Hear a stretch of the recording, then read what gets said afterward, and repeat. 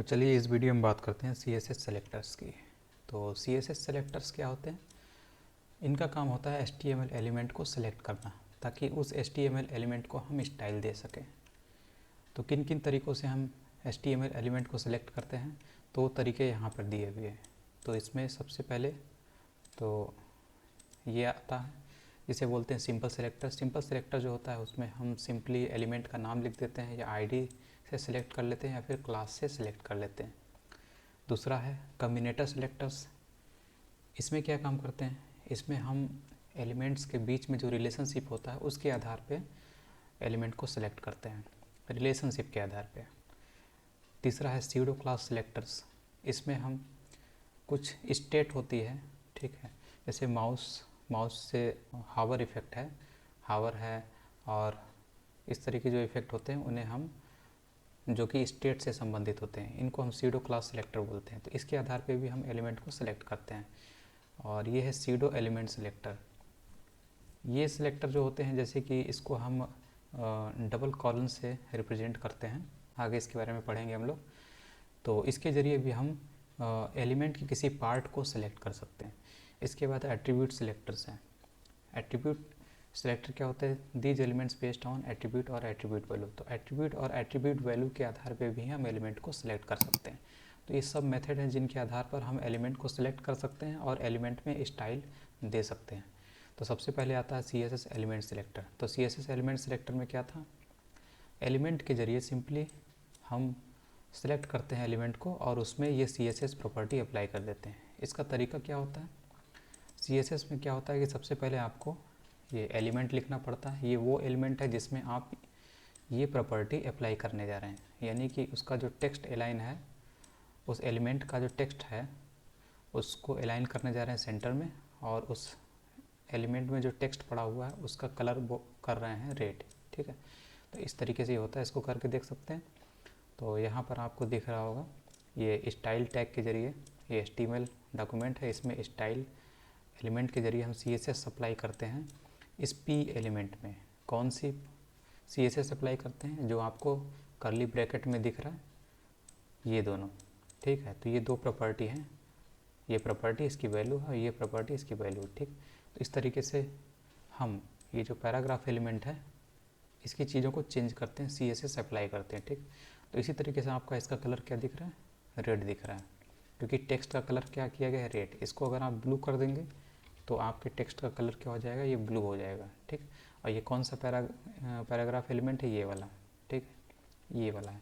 और ये वाला भी सभी है इसमें, क्योंकि P लिखा हुआ है तो P जितने भी हैं डॉक्यूमेंट में, इस डॉक्यूमेंट में जितने भी होंगे ऊपर से नीचे तक, सभी में ये सभी P के ऊपर ये CSS प्रॉपर्टी अप्लाई हो जाएगी, क्योंकि यहाँ पर सभी को ले रहा है, ठीक है। इसीलिए आपको हर एक लाइन, ऊपर वाली जो लाइन है ये वाली, और ये वाली जो लाइन है इसको शो कर रही है, और ये वाला जो पैराग्राफ एलिमेंट है इसको शो कर रहा है। अब जैसे इसको हम टेक्स्ट कलर हम क्या दे दिए? ब्लू। जैसे इसको हम रन कराएंगे तो इसका कलर देखेंगे आप, सबका कलर बदल जाएगा, ठीक, सबका ब्लू हो गया। और सब अभी सेंटर में है। यहाँ पर हम अगर लेफ़्ट कर देते हैं, सब आकर इस साइड में लेफ़्ट में आ जाएंगे, ठीक, सब लेफ़्ट में आ गए।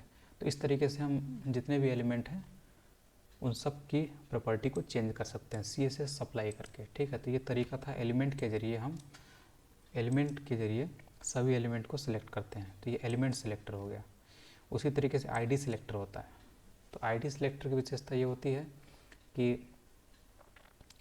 ये एक पर्टिकुलर एलिमेंट को ही सिलेक्ट करता है, और ID of an element is unique with in A page. और एक पेज में एलिमेंट की जो ID होती है यूनिक होती है, ठीक। मतलब एक पेज में दो ID नहीं हो सकती सेम टाइप की, ठीक है। So the ID selector is use to select one unique element. एक यूनिक एलिमेंट को ही सिलेक्ट करने के लिए होता है, ठीक है। इससे किसी ग्रुप को सिलेक्ट नहीं कर सकते, बल्कि एक यूनिक एलिमेंट को सिलेक्ट करने के लिए होता है। और इसकी विशेषता ये है, इसको हमेशा हैश साइन से लिखा जाता है, ये ID की पहचान है। तो ऊपर हम लोग क्या कर रहे थे? एलिमेंट के ज़रिए सभी एलिमेंट को सेलेक्ट कर रहे थे और उसमें ये वाली CSS अप्लाई कर रहे थे। यहाँ पर क्या है कि किसी एक एलिमेंट को जिसमें हम चाहते हैं कि ये CSS अप्लाई कर दें, उसको हम एक ID सप्लाई कर देते हैं, ID दे देते हैं, ठीक है, यूनिक ID दे देते हैं। तो ये उस ID का नाम है। इस हैश के बाद जो ये होता है, ये उस एलिमेंट का यूनिक आईडी होता है, ठीक है। और इसी आईडी से हम उस एलिमेंट को एक्सेस कर रहे होते हैं, ठीक। और उसमें हम ये CSS अप्लाई कर रहे होते हैं। बस आपको यहाँ पर जब आप आईडी लिखते हैं तो उसके साथ आपको यहाँ पर हैश साइन भी लिखना पड़ता है, क्योंकि आप इसको इस आईडी वाले एलिमेंट को CSS सप्लाई कर रहे हैं, ठीक। तो इसको करके देख सकते हैं।